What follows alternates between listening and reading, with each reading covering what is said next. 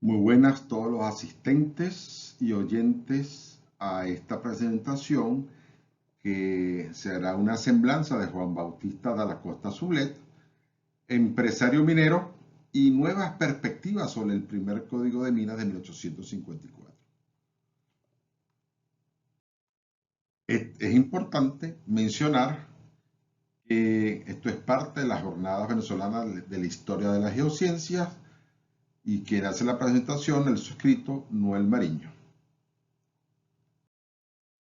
Antes que nada, yo realizo una declaración porque se han utilizado numerosos recursos multimedios como imágenes, fotos, dibujos, videos, escritos, documentos, infografías con el objeto de ilustrar y apoyar esta presentación.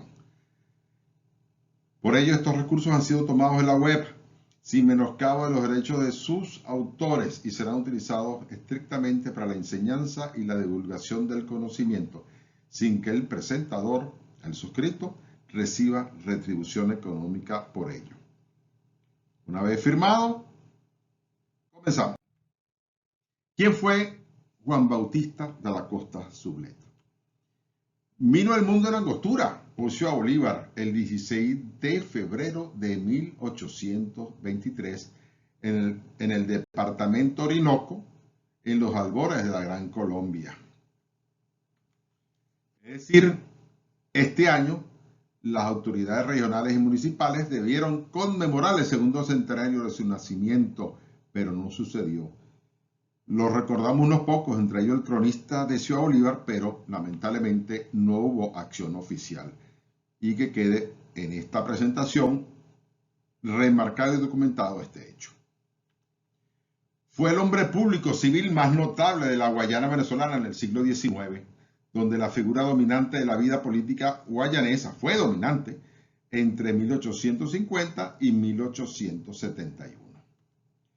Realizó una importante obra en beneficio de la región, tanto con instrucción pública, importante, por favor, si alguien está interesado en la lectura, en la Academia Nacional de la Ingeniería y el Hábitat publicó una semblanza de este personaje. Así como en materia económica, desarrollo minero industrial, que es lo que nos compete, y de progreso agropecuario.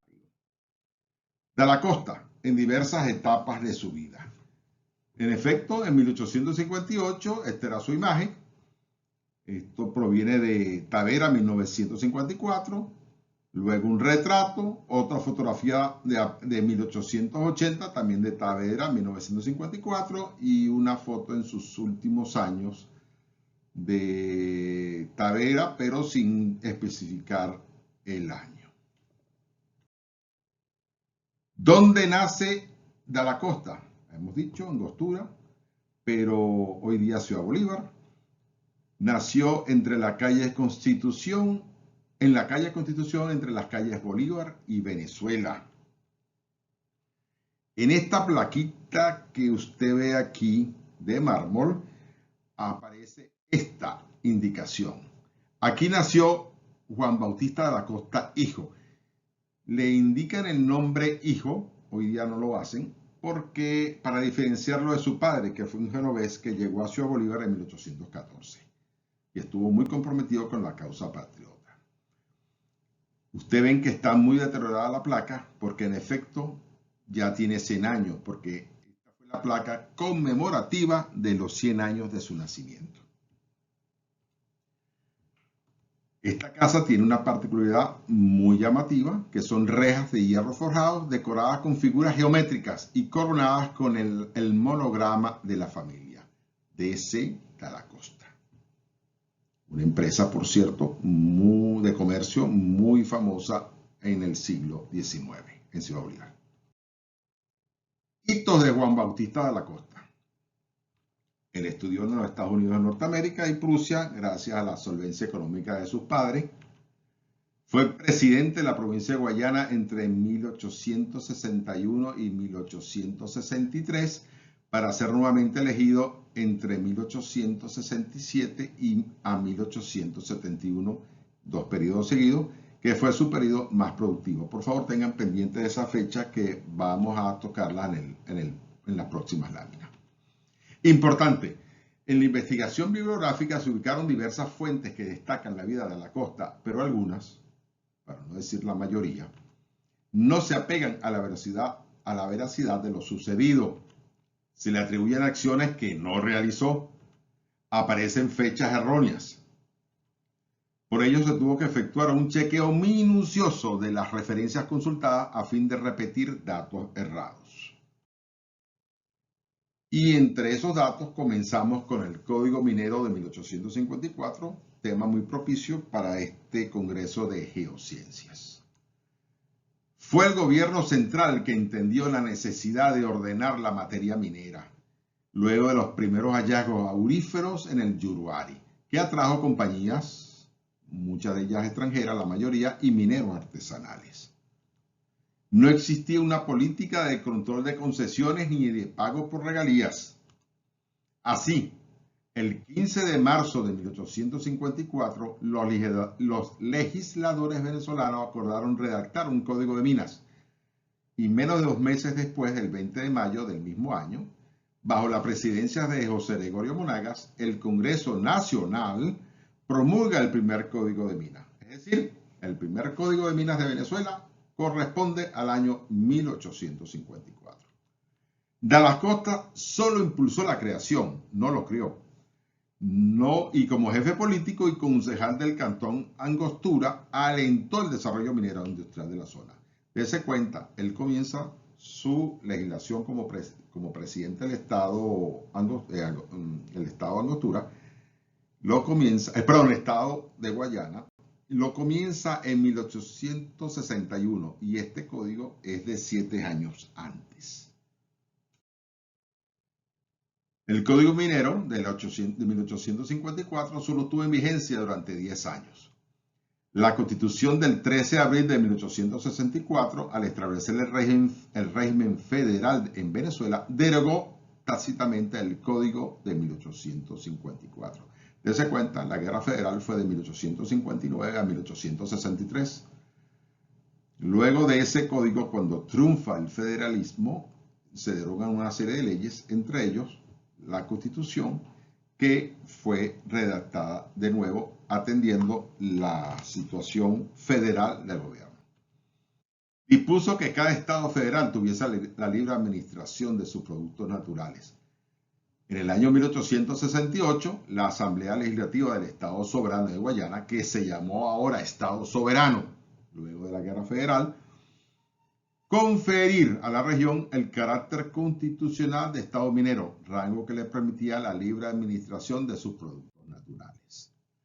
He querido colocar algunas fotos del cuarto periodo, el tercer tercio del siglo XIX, donde aparece Caratal o Nueva Providencia en esa fecha. Otra imagen de Caratal que lamentablemente no he podido identificar adecuadamente, pero la foto vale por su antigüedad. Y esta foto le he colocado porque voy a hacer un comentario que después se ampliará en las láminas sucesivas. En esa época no existía una vía de penetración tipo autopista, por supuesto.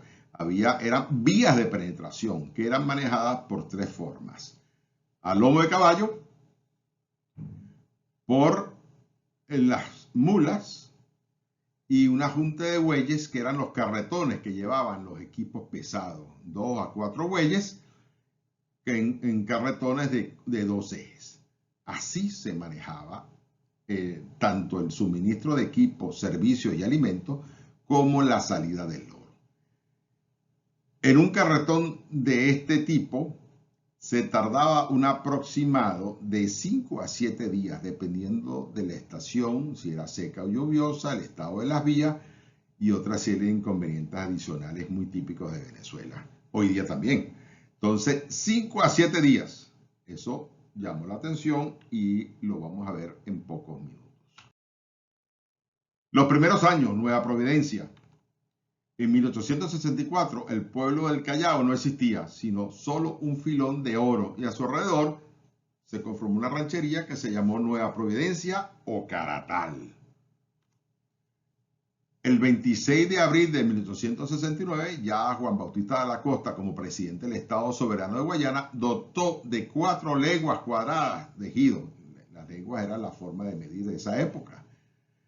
Al distrito Nueva Providencia, a partir del centro de las 4 esquinas de Nueva Providencia o Caratal. Todavía existe Caratal. Entre 1869 y 1870, los comerciantes de Ciudad Bolívar deciden organizarse y comprar los barrancos para explotarlos. Barranco era un sitio de saque de minería artesanal y era la forma como se domina, inclusive hoy día se dominan barrancos. Estos son los inicios de la compañía minera El Callao, de la cual vamos a conversar en detalle. La fuente Fernando, 1995. De la Costa como empresario minero.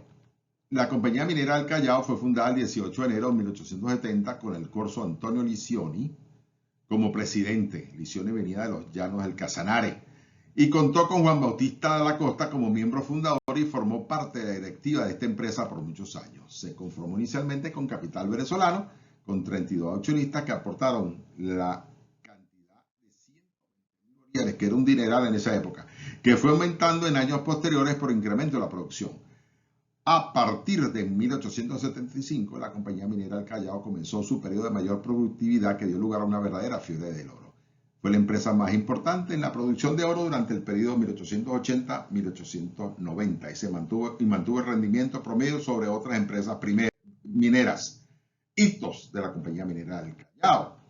Experimentó sus mayores niveles de producción entre 1877 y 1886, con una producción de 8.2 toneladas en 1885. A partir de 1888 comenzó un leve descenso de la producción, aunque seguía siendo sólida por estas dificultades que describo. Necesitaba obtención de capital fresco, desgaste tecnológico, al acabarse el oro fácil había que ir a profundidad, reiteradas ineficiencias administrativas, caramba. Agotamiento de las principales ventas auríferas, por supuesto, lo fácil se acaba rápido. Y esto fue la producción en un momento dado de la minería, la compañía minera El Callao. Dense cuenta que estaba por encima de las otras empresas, que eran muchas, hasta en un 75%.